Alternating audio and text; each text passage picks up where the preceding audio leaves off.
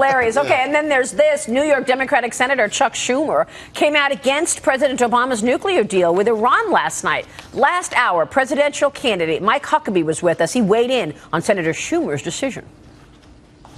And I believe that the significance of his decision, one that he clearly weighed very carefully, is maybe the main moment in this entire process. And I congratulate the senator. I know there was extraordinary pressure on him. Unbelievable pressure from the party and from the White House. But I believe Chuck Schumer today proved that on this issue he's a true statesman. He acted in the best interest of America, the best interest of Israel, the best interest of the world. A big blow to the president's deal here. Doug, could Schumer's words actually pave the way for more of Obama's fellow Democrats to come out against this deal and perhaps reverse it? Is it possible? Yes, it's possible that they'll get more Democrats. I still don't think that they'll stop the deal entirely. You think it's done? It's a done deal. Yeah. Look, he's jammed the U.S. Congress. He went straight to the U.N. All they have left is to undermine the authenticity of this thing. They can't stop the mechanics. I don't know and that's a great shame if you think about it. I don't know why it wasn't treated like a treaty, which Congress has the right to weigh in on. And instead, this is by fiat via the administration. Senior House Democrat Eliot Engel of New York also came out against, and he's a ranking member on the Foreign Affairs Committee. And these guys are coming out against the Iran deal after meeting with White House officials.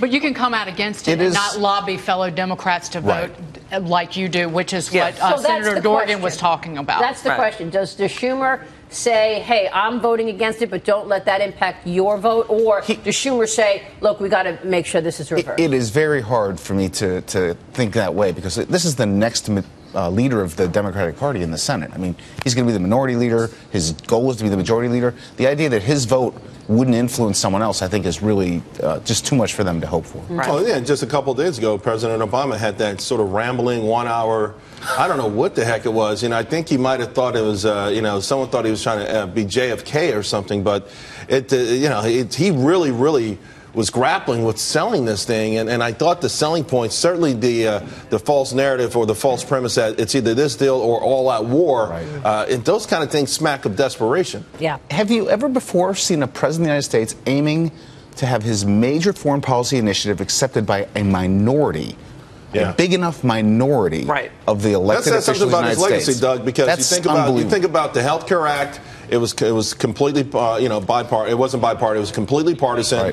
This will be completely partisan. He stuffed that down everybody's throat. So this will be the same thing, even with a smidgen of Democrats moving to the other side. So, imagine putting through your top achievements and not having anyone on the other side of the aisle. And now we've got former White House aides like John Favreau. He's a former speechwriter, tweeting Chuck Schumer, who said it was a mistake to pass Obamacare, now comes out against the Iran deal. They're mixing, of course, a lot of things there.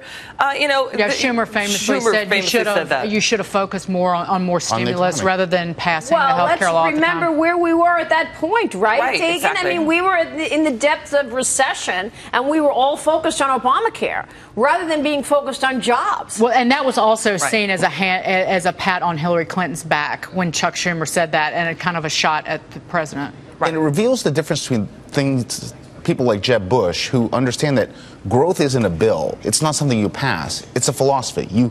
When you have to make a decision about what you're going to do, you say, okay, we can have growth or we can have Obamacare. We choose growth. We can have growth or we can have the EPA initiatives. We choose growth.